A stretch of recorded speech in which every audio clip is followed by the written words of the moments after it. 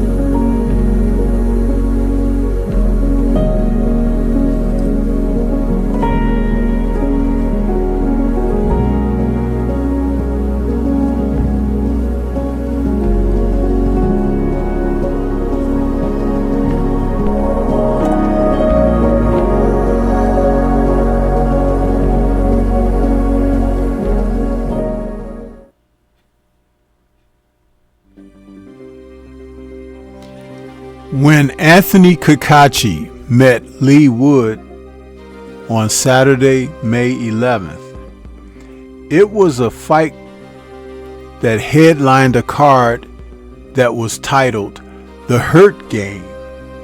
And that's exactly what boxing is when you pit the top fighters against one another. And coming out of the UK and Ireland, these two men brought that to their matchup. It was a quality matchup from the European side of things, and I will tell you something. If you haven't watched Leigh Wood's fights, then you don't understand that there's another Arturo Gatti-like fighter out there who performs with blood, guts, and nuts, and that's Leigh Wood. But he was coming off of, I want to say, approximately 19 months out of the ring. His last fight was a victory over Josh Warrington. And the irony of this situation was that Cacace's last fight was against Josh Warrington as well. Now, when you think of the two men and how they performed, Wood stopped Warrington in a fight that was a back and forth battle that saw him edging it out, and that was competed at featherweight. And when you think about it, Warrington, who was cut by a punch in the fight, Wood, who was cut by a punch in the fight, turned it up, and in the 7th round he stopped Warrington. Now, Cacace, when he fought Warrington, he was able to do some things in there that really showed off his boxing ability. And that's what people really kind of get it misconstrued about Cacace, because he can box. He's a southpaw who can fight out of the orthodox position. And his unanimous decision over Warrington spoke volumes about not only his ability to control distance and keep Warrington at bay, but it showed his headiness and ring IQ, because Warrington was not in that fight at all. The final scorecards were 117 to 111 twice, 118 to 110, which basically had Warrington out of the fight totally. But against Wood, people felt like Wood would be able to turn things up on Cacace at some point and get him into exchanges. Cacace is not a noted puncher. And that's the thing that really kind of put your eye on this fight and wonder exactly what you were going to see. But after this match now, his record after stopping Wood is 24-1 with 9 KOs. Cacace has put together a pretty nice resume of fighters. Wood, after this fight, has dropped to 28-4 with 17 KOs. He's undecided about whether he's going to resume his boxing career or, at least try to sort things out to see if he still really wants this. But I'm going to tell you, when these two men faced off, it was a chess match, because Wood wasn't ready to just dive in. He wanted to shake off some of the ring rust, and that's exactly what he was doing. Now, when you think about Cacace's approach to the fight, he was looking to box and outpunch Wood, not with power, but with speed and angles. And he was able to do that, running flurries off against Wood. And it was interesting how Wood responded to these circumstances, because he found himself, after going in there and they exchanging like they did, he found himself looking at Cacace and thinking that Cacace was getting tired. But nothing could be further from the truth.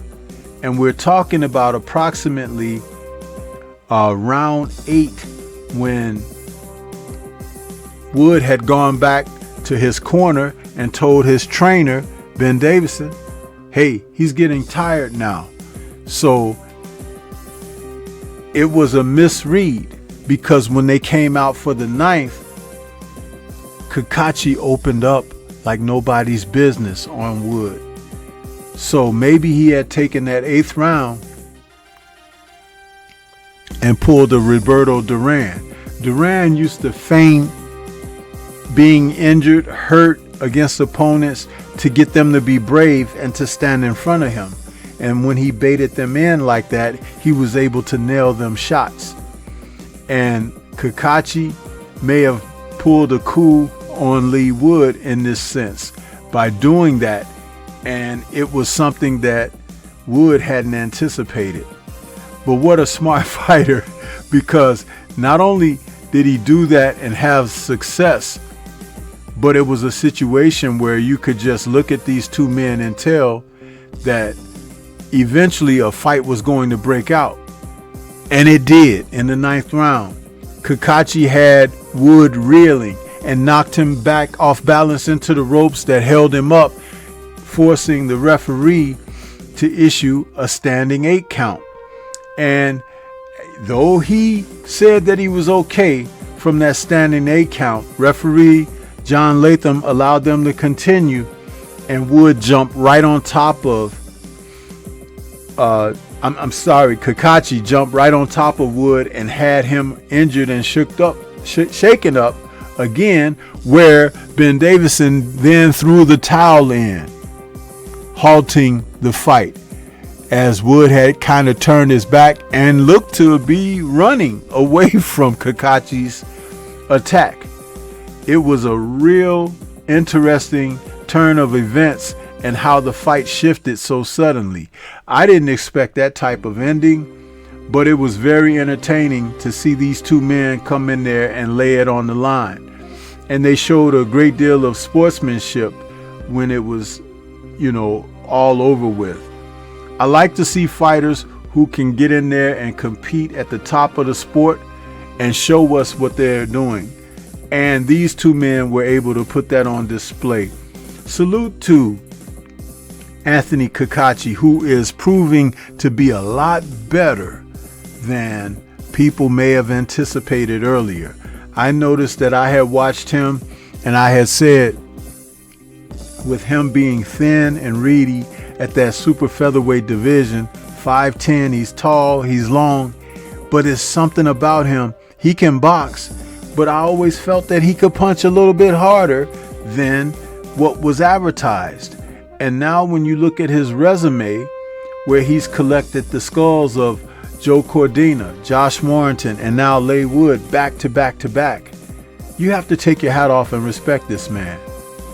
And that IBF title that he won off of Joe Cordina, he gave it up and didn't defend that title when he fought Warrington or Leigh Wood. So he's fine with being the IBO champion, and he's representing very well. And I would like to see him again. Fighters like this man, and he is hungry. He said, hey, I have daughters, I have a family, and I want to make what I can in the sport and be well taken care of and cared for. And you can't blame him. But hey, there are going to be challenges out there. Let's see him compete. But what do you think? This is Stormy B-Man. Shout out to the mighty LDBC and Liberated Perspective, a third eye view of the world. For more content such as this, please like, comment, subscribe, and share.